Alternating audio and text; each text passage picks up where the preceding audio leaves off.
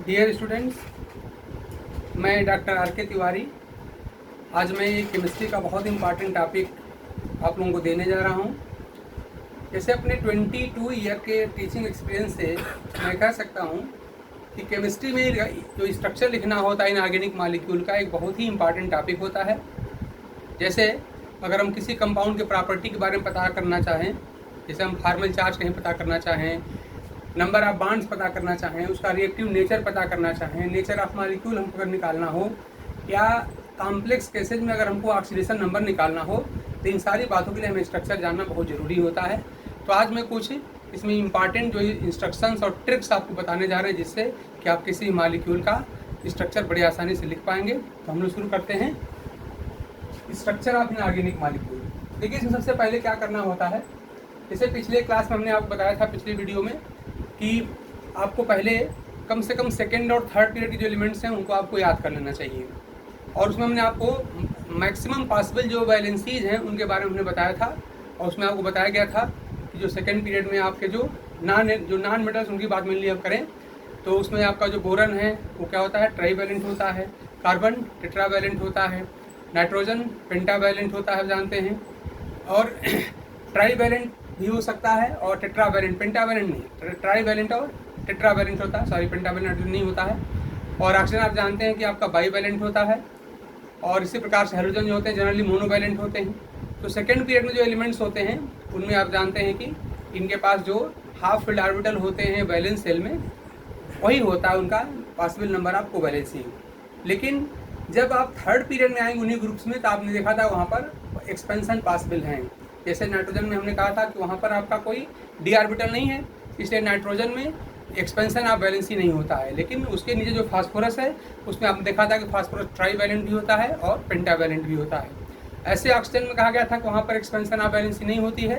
लेकिन नीचे आएंगे सल्फर पर, जैसे आप आते हैं यहाँ पे ऑक्सीजन है, ये नाइट्रोजन था मान लीजिए, यहाँ पर आपका हाइड्रोजन में फ्लोरीन है। तो ये जो मेनली होता है वो ट्राईवैलेंट होता है। ये जो होता है आपका डाईवैलेंट होता है, ये मोनोवैलेंट होता है। स्ट्रक्चर निकल के आपको दिखाया था कि इनके वैलेंस सेल में कितने हाफ फील्ड ऑर्बिटल हैं। लेकिन यही अगर हम थर्ड पीरियड में अगर आते हैं, जैसे इनके यहाँ पर हमको फास्फोरस मिल जाएगा, यहाँ पर हमको सल्फर मिल जाएगा, यहाँ पर हमको क्लोरीन मिल जाएगा। यहाँ क्या देखेंगे कि ग्रुप बैलेंस जो ट्राईवैलेंट है वो तो होगा ही होगा, यानी ग्राउंड स्टेट में ट्राईवैलेंट होगा। लेकिन आपने कल देखा था पिछले वीडियो में कि यहाँ पर एक्साइटेड स्टेट में यहाँ पर 5 हाफ फील्ड ऑर्बिटल हो जाते हैं, इसलिए पेंटावैलेंट भी होता है। इस तरह से सल्फर जो होता है वह दिखाया गया था कि डाईवैलेंट, टेट्रावैलेंट और हेक्सावैलेंट भी होता है। और हाइड्रोजन में आपको बताया था जो थर्ड पीरियड के होते हैं, बाकी सब होते हैं वो सब यहाँ पर मोनोवैलेंट, ट्राईवैलेंट, पेंटावैलेंट और हेप्टावैलेंट तक भी होते हैं। तो इस तरह से पॉसिबल वैलेंसी हमने आपको कल बताया था। अब उसी मैक्सिमम पॉसिबल वैलेंसी का यूज करके हम यहाँ पे स्ट्रक्चर को आसानी से लिख पाएंगे। इसमें करना आपको क्या होगा, इसमें मेनली जो होते हैं यहाँ पे 3 स्टेप्स आपको यहाँ पर फॉलो करने होते हैं। अगर मैं स्टेप्स की बात करूँ कि स्टेप कौन कौन से आपको फॉलो करने होंगे, हालांकि बताने समझाने के लिए स्टेप लिखा जा रहा है, अदरवाइज जब आपकी प्रैक्टिस हो जाएगी तो बहुत आसानी से बिना कोई इस तरह से फॉर्मेलिटी पूरा किए आप डायरेक्ट लिख पाएंगे। तो स्टेप में अगर मैं फर्स्ट स्टेप की बात करूं तो इसमें क्या किया जाता है, इसमें आपको सिंपली जो मॉलिक्यूल होता है उस मॉलिक्यूल के सारे जो एटम्स हैं उनके नंबर ऑफ वैलेंस इलेक्ट्रॉन को आपको पता कर लेना होता है। जैसे यहाँ पर क्या पता करना पड़ेगा, यहाँ होगा कि to find the number of valence electron, ये निकालना पड़ेगा। जैसे एग्जाम्पल के लिए मान ली हमको CO2 का पता करना है कि कार्बन डाइऑक्साइड का यहाँ कितना हो जाएगा। तो सब लोग जानते हैं कार्बन आपका 4th ग्रुप का है, जिसके पास यहाँ पे 4 वैलेंस इलेक्ट्रॉन होंगे। वो कहाँ का है, 6 ग्रुप का है, यहाँ पर 6 होंगे। तो 2 है तो 6 × 2 हो जाएगा। यहाँ पर आप कितना हो जाएगा, ये का हो जाएगा 4, कार्बन के लिए 4 हो गया, और प्लस O के लिए 6 होता है, यहाँ पर हो जाएगा 2 × 6। तो कितना आ जाएगा, यहाँ पर हो जाएगा यहाँ पर 16 इलेक्ट्रॉन CO2 के सारे एटम के वैलेंस सेल में है। इसी तरह से मान लीजिए कि अगर हमको पता करना है अमोनिया के बारे में पता करना है, NH3, तो यहाँ पर कितना हो जाएगा आपका, यहाँ पर आप देख रहे हैं कि हाइड्रोजन के पास 1 इलेक्ट्रॉन होता है, 3 के पास हो जाएगा 3 इलेक्ट्रॉन, आयन के पास आप जानते हैं 5th ग्रुप का है, 5 इलेक्ट्रॉन होंगे। तो क्या हो जाएगा, 5 और 3 8, यानी यहाँ पर जो नंबर ऑफ इलेक्ट्रॉन हो जाएंगे आपके 5 और प्लस 3 फ्रॉम हाइड्रोजन, ये कितना मिलेगा 8 इलेक्ट्रॉन्स हो जाएंगे। ऐसे ही मान लीजिए मैं यहाँ पर किसी चार्ज स्पीशीज की बात करूँ जैसे हमने लिया यहाँ पे कार्बोनेट आयन CO3-2, तो इसमें क्या किया जाएगा आप जानते हैं, माइनस का मतलब क्या होता है कि बाहर से इलेक्ट्रॉन आके ऐड हुए हैं, तो जो कंपोनेंट एटम्स हैं मतलब कार्बन और ऑक्सीजन, इनके तो आप नंबर ऑफ वैलेंस इलेक्ट्रॉन जोड़ेंगे, साथ में जो चार्ज है उतना उसको भी आपको जोड़ देना पड़ेगा अगर माइनस चार्ज है तो इसका क्या निकल जाएगा। यहाँ पर कार्बन का आप जानते हैं कितना होता है वैलेंस इलेक्ट्रॉन, यहाँ पर 4 इलेक्ट्रॉन्स होते हैं, कार्बन 4th ग्रुप का है, और वो का कितना हो जाएगा, वो का 6 होता है, तो 3 क्या हो जाएगा, यहाँ हो जाएगा 3 × 6 और प्लस जो माइनस चार्ज लगा है इसका 2 इलेक्ट्रॉन और ऐड हुए हैं, आप 2 यहाँ पर और ऐड कर देंगे, ये कितना हो जाएगा 6 × 3 18 और प्लस 4 22 और प्लस 2 24, यहाँ पर 24 इलेक्ट्रॉन्स आ जाएंगे। इसी तरह से मान लीजिए अगर हमको नेगेटिवली चार्ज किसी की बात करनी हो, जैसे मान लीजिए मैं कहूँ कि हमारे पास यहाँ पर NO2+ यहाँ पर नाइट्रोनियम आयन है, तो क्या करना पड़ेगा कि सारे कंपोनेंट एटम का आप बैलेंस इलेक्ट्रॉन जोड़ के, और आप जानते हैं कि प्लस चार्ज कब आता है, जब इलेक्ट्रॉन का लॉस होता है, इलेक्ट्रॉन निकलता है तब प्लस चार्ज आता है, यानी यहाँ पर हमको प्लस चार्ज के बराबर हमको यहाँ पर सब्ट्रैक्ट करना पड़ेगा, घटाना पड़ेगा। ये क्या मिल जाएगा, N का आप जानते हैं N 5th ग्रुप का है, यहाँ पर आपका हो जाएगा 5 इलेक्ट्रॉन प्लस O है आपका 6th ग्रुप का, ये हो जाएगा 2 × 6 और 1 इलेक्ट्रॉन चूंकि यहाँ पर निकला है तभी तो प्लस चार्ज आया हुआ है, तो आप यहाँ पे 1 इलेक्ट्रॉन माइनस कर देंगे, तो यहाँ पे क्या मिल जाएगा 6 × 2 12 हो जाएगा, 12 and + 5 17 और -1 16, यानी यहाँ पर आपको 16 इलेक्ट्रॉन मिल जाएंगे। तो इस तरह से हम लोग क्या करेंगे, सबसे पहले कि जो भी मॉलिक्यूल दिया हो, चाहे वो न्यूट्रल हो और चाहे चार्ज हो, चार्ज में चाहे माइनस हो और चाहे प्लस हो, हम सिंपली इस तरीके से हम वहाँ पर नंबर ऑफ बैलेंस इलेक्ट्रॉन निकाल लेंगे। तो पहला काम क्या बना अपना, नंबर ऑफ बैलेंस इलेक्ट्रॉन को काउंट करना। जब ये काम हो जाए तब आप क्या करेंगे, तब आपका जो सेकेंड स्टेप यहाँ पर स्टार्ट होता है, और उस सेकेंड स्टेप में हम क्या करेंगे कि वहाँ पे एक सेंट्रल एटम का हम सिलेक्शन करेंगे। तो सेकेंड स्टेप हमारा जो होता है वो होता है सिलेक्शन ऑफ या डिटर्मिनेशन ऑफ, दोनों की चीज़ है, selection of central atom. Central atom याद रखिए, सेंट्रल एटम जो होता है, सेंट्रल एटम वो होता है जिसके साथ बाकी एटम जोड़े जाते हैं, और इसको हम पहचानते कैसे हैं, तो किसी मॉलिक्यूल में सेंट्रल एटम वो होता है जो मैक्सिमम नंबर ऑफ बॉन्ड बना सकता हो और जिसकी इलेक्ट्रोनेगेटिविटी वैल्यू लो हो। ये कौन होता है कि ये वो एटम होता है, atom which can form maximum number of bonds, maximum number of bonds ये। और ये जनरली क्या होता है, ये यहाँ पर लेस इलेक्ट्रोनेगेटिव एटम होता है कंपैरेटिवली, ये comparatively most less electronegative atom होता है। जैसे हम एग्जांपल थोड़ा देखें, मान लीजिए, अच्छा एक बात याद रखिए कि हाइड्रोजन कभी भी हमारा सेंट्रल एटम नहीं हो सकता, क्योंकि वो तो केवल एक ही बॉन्ड बनाता ही है, इसलिए वो कभी सेंट्रल एटम नहीं होता।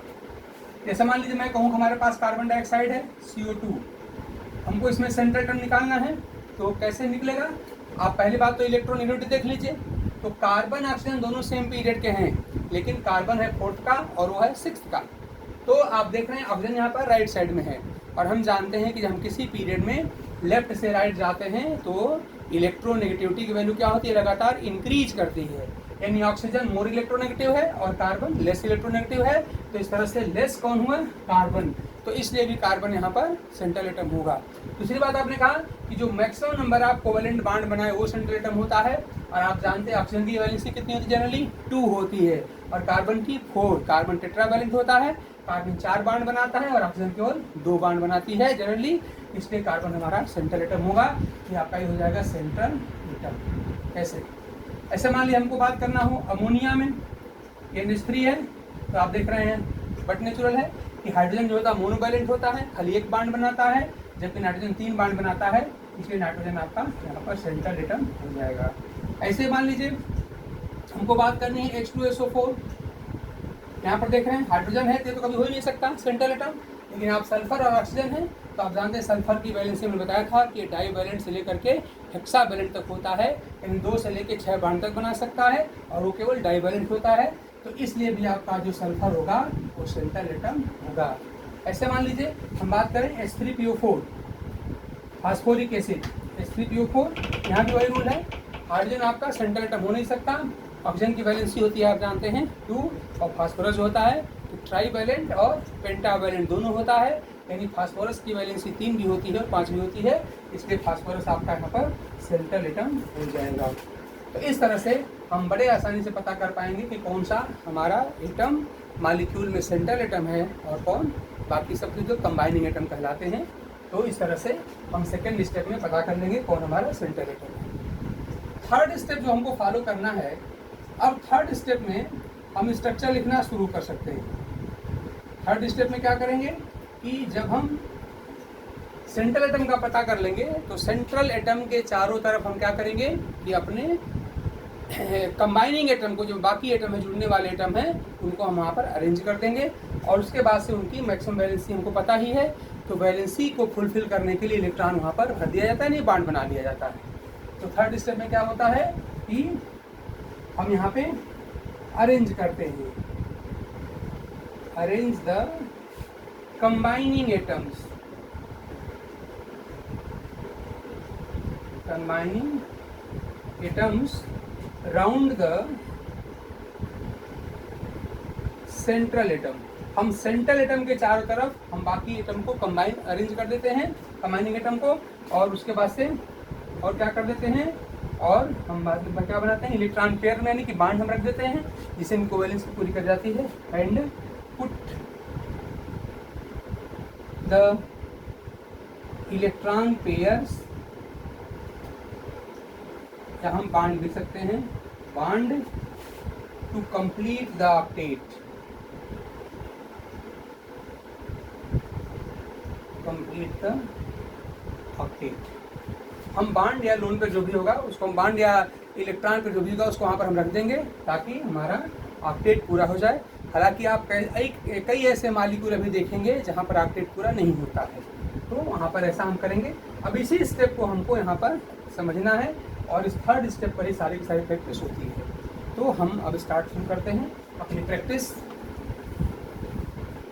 तो रूल समझने के बाद प्रैक्टिस जितना ज़्यादा से ज़्यादा आप करेंगे उतना ही परफेक्शन आता है। जैसे मान लीजिए कि हमको एग्जाम्पल लेना है यहाँ पर कार्बन डाइऑक्साइड का, CO2 का। तो हम सबसे पहले क्या करेंगे, हम यहाँ पर नंबर ऑफ वैलेंस इलेक्ट्रॉन निकालेंगे, निकाल के दिखाए थे आपको कि कार्बन कितना होता है, कार्बन का होता है 4 और वो का कितना होता है 6, तो हो जाएगा 4 + 2 × 6, कोई चार्ज यहाँ पर है नहीं, तो कितना हो जाएगा 16, यानी 16 इलेक्ट्रॉन यहाँ पर है। अगली बात क्या की गई थी, अगली बात की गई थी कि यहाँ पर कार्बन जो सेंट्रल एटम है वो आप उसको ऐसे लिख देंगे, फिर O जो है इस सेंट्रल एटम के साथ रख दिया जाता है। याद रखिए कि जो सेंट्रल एटम है उसको छोड़ के बाकी एटम कंबाइनिंग एटम कहलाते हैं, और जो कंबाइनिंग एटम होते हैं उनको हमेशा सेंट्रल एटम के साथ जोड़ा जाता है, कभी उनको आपस में नहीं जोड़ा जाएगा। यानी O को आपस में नहीं जोड़ा जाएगा बल्कि दोनों ही O को C के साथ जोड़ेंगे। इस तरह से हमने यहाँ पर एक रख दिया O और यहाँ भी एक रख दिया O, ये हो गया हमारे पास। अब आप देख रहे हैं कि आपके पास यहाँ पर ये 16 आपके पास वैलेंस इलेक्ट्रॉन है, 16 वैलेंस इलेक्ट्रॉन है। अब आप जानते हैं, अगर आपको वैलेंसी पता हो, हमने बता दिया था कि कार्बन की वैलेंसी कितनी होती है, 4 वैलेंसी होती है, तो यानी कार्बन आपका 4 बांड बनाएगा केवल। इसका मतलब क्या हुआ कि यहाँ पर आप 2 बांड इसके साथ बना देंगे और 2 बांड इसके साथ बना देंगे। 4 बांड यहाँ पे नहीं बना सकते, क्यों? क्योंकि कार्बन की वैलेंसी तो पूरी हो जाएगी, बट O की वैलेंसी आप जानते हो क्या होता है, डाईवैलेंट होता है, तो 4 बांड नहीं बना सकता। तो इस तरह से क्या हुआ, C की वैलेंसी भी पूरी हो गई 2 2 4, और O की वैलेंसी भी पूरी होगी, उसकी वैलेंसी 2 होती है। और आप जानते हैं हमने क्या कुल कितने किए कि हमने यहाँ पर कुल 4 बांड बनाए हैं, और एक बांड में कितना होता है 2 इलेक्ट्रॉन, यानी हमने 8 इलेक्ट्रॉन हमने खर्च कर दिए हैं। अब इस 16 में से 8 हमने खर्च कर दिए, ये 4 बांड बनाने में बचे कितने, 8 बच गए, और जो 8 अब बच गए जो बांड नहीं बनाए हैं वही क्या होंगे, वही लोन पेयर कहलाते हैं। और वो लोन पेयर जो है इस ऑक्सीजन के पास रहते हैं, आप जानते ही हैं। तो इसका मतलब यहाँ पर 16 में से 8 खर्च हो गए बांड बनाने में, 8 बच गए, 8 जो है लोन पेयर हैं, यानी कि 4 पेयर बचा ये लोन पेयर, और इन दोनों के ऊपर हम इनको ऐसे बांट देंगे, 2 पेयर इनको दिया और 2 पेयर इनको दिया। तो इस तरह से आप पता कर सकते हैं कि यहाँ पर स्ट्रक्चर CO2 का क्या होगा। तो साफ साफ आपको बांड भी दिखाई दे रहे हैं और लोन पेयर भी दिखाई दे रहा है। इस लोन पेयर का बहुत ज़्यादा हम लोग आगे यूज करेंगे। ऐसे ही अगर मैं सेकंड एग्जांपल अगर लेता हूँ, मान लीजिए मैंने यहाँ पर हमने लिया है BO3 - 2, थोड़ा सा स्ट्रक्चर को कॉम्प्लेक्स किया जाए, BO3 - 2। यहाँ भी आपको वही काम करना पड़ेगा। सेंट्रल एटम कौन सा होगा, यहाँ पर बोरन आपका होगा, सेंट्रल एटम आपका बोरन हो जाएगा, क्योंकि बोरन आपके अंदर ट्राईवैलेंट होता है और वो जो होता है डाईवैलेंट होता है। तो बोरन को आप यहाँ पर सेंटर में से रख दीजिए। वो आपके कंबाइनिंग एटम है, तो मैंने बताया था कि कंबाइनिंग एटम को हमेशा सेंट्रल एटम के साथ जोड़ा जाता है। तो इस तरह से आप इसके 3 साइड में कहीं भी आप ऐसे ऑक्सीजन यहाँ पर रख दीजिए। ये हमने रख दिया। अच्छा, अब देखिए बोरन है, तो अब यहाँ पर बोरन की वैलेंसी कितनी होती है? बोरन की वैलेंसी आप जानते हैं कि होती है 3 होती है बोरन की वैलेंसी। तब क्या हो जाएगा, जब बोरन की वैलेंसी हमको 3 रखनी है, और तो यहाँ पर एक हमने इधर बांड बना लिया, एक बांड इधर बना लिया और एक बांड हमने इधर बना लिया। इस तरह से यहाँ पर बोरन की वैलेंसी यहाँ पर 3 हो गई। और इस तरह से ऑक्सीजन की लेकिन वैलेंसी 2 होती है। एक बात आपको जरा से याद रखना है, ढंग से सुनिए मेरी बात को, कि जितनी यूजुअल वैलेंसी किसी एटम की होती है, यानी किसी एटम की जो यूजुअल वैलेंसी होती है, याद रखिए, उससे अगर कम बांडो बना रहा है तो सर्टेनली उस एटम पर जो है वो नेगेटिव चार्ज आएगा। मैंने आपसे कहा कि अगर किसी एटम की यूजुअल वैलेंसी, एग्जांपल हम लेते हैं, मान लीजिए मैं कहूँ कि ऑक्सीजन है, तो ऑक्सीजन की जो नॉर्मल वैलेंसी कितनी होती है? 2 होती है, लेकिन आपने यहाँ पर केवल एक बांड बनाया, यानी अभी इसका एक वैलेंसी बाकी है। तो अगर आप जितनी वैलेंसी है उतने बांड नहीं बनाते हैं, नहीं बनता है, तो इसका मतलब कि O के पास माइनस चार्ज होगा, क्योंकि जो आपका ये जो एक जो कम बांड बना हुआ है वो इसके ऊपर लोन पेयर के फॉर्म में चलाता है। तो जनरली हम लोगों ने कहा था कि O के पास कितने लोन पेयर होते हैं? केवल 2 लोन पेयर होते हैं। हमने बना के दिखाया था आपको, यहाँ पे बना हुआ है। लेकिन ये 2 लोन पेयर तब होते हैं जबकि O की वैलेंसी 2, यानी वो 2 बांड बनाता है। लेकिन जब आपका देख रहे हैं यहाँ पर वो केवल सिंगल बांड बना रहा है, तो उस कंडीशन में क्या हो जाएगा कि वो यहाँ पे जो 2 लोन पेयर हैं, जब यहाँ पे 3 लोन पेयर हो जाएंगे, क्योंकि यहाँ पर जो एक्स्ट्रा जो यहाँ पर इलेक्ट्रॉन बचा है यहाँ पर बांड का, वो यहाँ पर लोन पेयर के फॉर्म में आ जाता है, और इसीलिए O के ऊपर यहाँ पर माइनस चार्ज भी आ जाएगा। यही बात इन सबके पास रिपीट की जाएगी। यहाँ पर 2 लोन पेयर की बजाय यहाँ पर 3 लोन पेयर हो जाएंगे, और यहाँ पर माइनस चार्ज हो जाएगा। और यहाँ पर भी आप देख रहे हैं कि यहाँ भी 3 लोन पेयर हो जाएगा, और O के पास यहाँ पर माइनस चार्ज हो जाएगा। और इन तीनों के माइनस चार्ज के नाते यहाँ पर B पर एक प्लस चार्ज भी यहाँ पर आ जाएगा। और इस तरह से आपका जो BO3 मॉलिक्यूल है, नेट चार्ज कितना हो जाएगा? तो -3 और +1 कितना? -2। तो इस तरह से आप BO3 की यहाँ पर स्ट्रक्चर दिखा सकते हैं। इसी तरह से मान लीजिए हमको यहाँ पर एग्जाम्पल लेना है, मान लीजिए NO2 माइनस लेना है, NO2 माइनस, थर्ड एग्जाम्पल हम ले रहे हैं। ये NO2 माइनस हम लें, फिर बात वही सारे स्टेप फॉलो किए जाएंगे। N की वैलेंसी अधिक होती है, पेंटावैलेंट है, तो N हमारा हो जाएगा सेंट्रल एटम।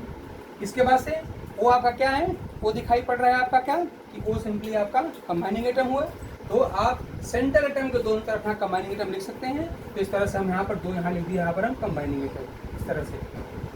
अच्छा, अगर आपको डॉट स्ट्रक्चर ना दिखानी हो लिविस की, तो उस कंडीशन में तो खाली मैक्सिमम जो पॉसिबल वैलेंसीज हैं, उन वैलेंसी की मदद से ही आप स्ट्रक्चर लिख सकते हैं। तो सिंपली आप देखिए क्या होने जा रहा है यहाँ पर कि N की वैलेंसी 3 होती है। हम 3 कैसे पूरा करें? तो आप देखिए यहाँ पे 2 O हैं, O की वैलेंसी कितनी होती है? 2 होती है जनरली। तो अगर मैं दोनों साइड में मैंने अगर डबल बांड बना दिया, तो आप देख रहे हैं कि O की वैलेंसी तो पूरी होगी, लेकिन N की वैलेंसी कितनी हो जाएगी? 4 हो जाएगी। और N जो जनरली कितना होता है? ट्राईवैलेंट होता है, इसलिए हम दोनों बांड यहाँ पर डबल नहीं बना सकते। तो इस कंडीशन में आपको यहाँ पर एक बांड हटाना पड़ेगा, यानी 2 O में से एक बांड, एक जो O है N के साथ डबल बांड से जुड़ा हुआ है, और एक जुड़ा हुआ है सिंगल बांड से। अच्छा, अब आप देखते हैं N के पास, N के बैलेंस में इलेक्ट्रॉन कितने थे? कुल 5 होते हैं, आप जानते हैं 5th ग्रुप का है। तो 5 इलेक्ट्रॉन में से उसने कितने खर्च किए? तो जितने बांड कोई बनाता है उतने इलेक्ट्रॉन खर्च करता है। सबको पता है कि हर बांड को बनाने में 2 इलेक्ट्रॉन लगते हैं, और इन 2 इलेक्ट्रॉन वाले में आपको डाट से अगर दिखा दें इलेक्ट्रॉन्स को, तो इन 2 इलेक्ट्रॉन में से एक इलेक्ट्रॉन N का होगा और एक O का होगा। इसका मतलब कि इस बांड को बनाने में N ने अपना 1 इलेक्ट्रॉन खर्च किया है। वैसे अगर मैं यहाँ पर देखें, यहाँ पर भी हम इलेक्ट्रॉन दिखा दें डाट से, तो इस बांड को बनाने में 2 इलेक्ट्रॉन लगे हुए हैं, इसमें एक इलेक्ट्रॉन N का है और एक इलेक्ट्रॉन यहाँ पर O का है। तो इस तरह से आप कह सकते हैं डबल बांड बनाने